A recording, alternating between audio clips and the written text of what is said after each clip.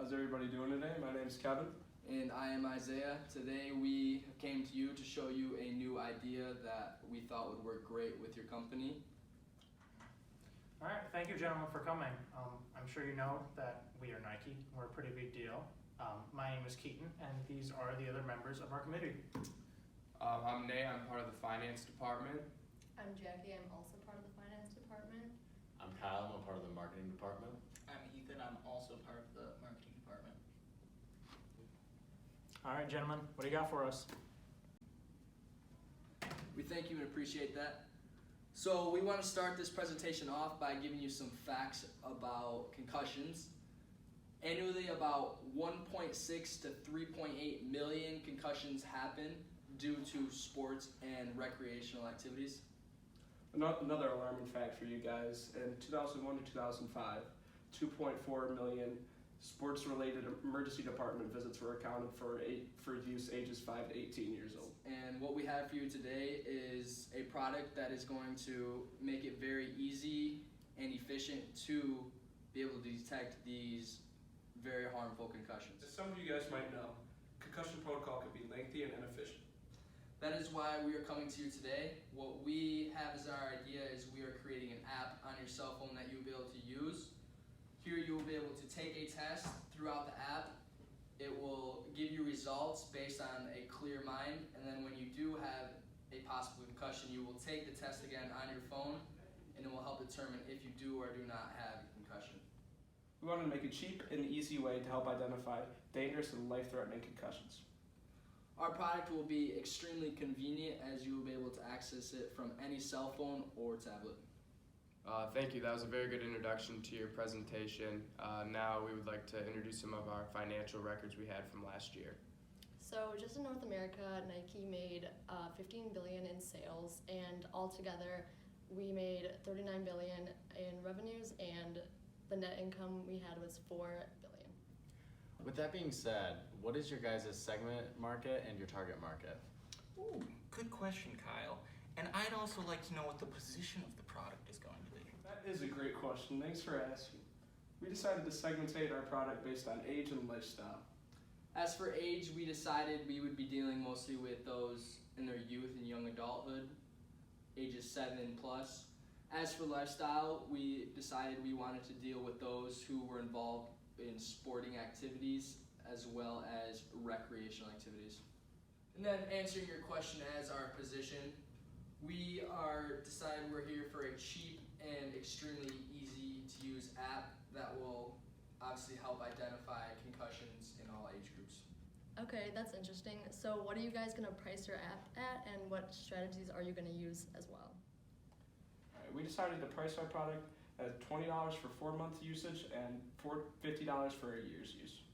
The reason behind that is for most sports season, they only run about 4 months, so we wanted that to be our most popular option, but we are also going to keep the 1-year option in there for those individuals that do play sports year-round. As for our price strategy, we decided to use not only one but multiple strategies. Our first strategy that we decided to use to establish our price would be the high value strategy. We will be offering a high valued app, and we'll be also giving it at a lower price. Our second strategy is the discounted price strategy, which is us offering the app for a year's use for $50. And lastly, we will be using the demand-based strategy. We feel that there will be a very high demand for this app based off how efficient and easy it's going to be to use. You'll be able to use it in any situation. You can, as long as you have your phone on you, if you're on the sports field, if you're in any recreational activity, you'll be able to have your phone on you, which will drive the demand high to have this app. All right, I think that sounds like a pretty good pricing strategy, and I think it lines up pretty well with how we value our brand here at Nike, because a lot of our items tend to be a bit more on the expensive side, but for something that is going to be more used by more people, as well as provide such an integral role in their sports activities, I think that just works really well for Nike. Yeah, I agree with what you have to say. Jack and I came up with some internal and external factors that we might think affect your pricing model. So starting with some internal ones, research and development as a cost, the design, the direct materials it will take, the labor, the app developers that we'll have to hire,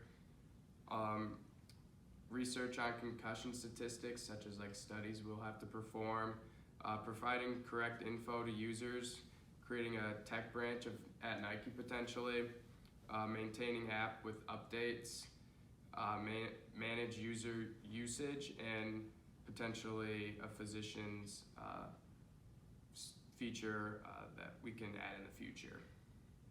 As for the external factors, some may include the competitor pricing, market share, brand positivity, the constant stream of profit from a subscription service, as well as other apps that other competitors might have as well. Those are all great suggestions that you guys just brought up. It's definitely some of them that we've already thought of previously, but some new ones, so we'll definitely take your guys' thoughts into consideration. Based off those points my colleagues brought up, what strategies are you going to use with the market going forward? Yeah. What is going to set you apart?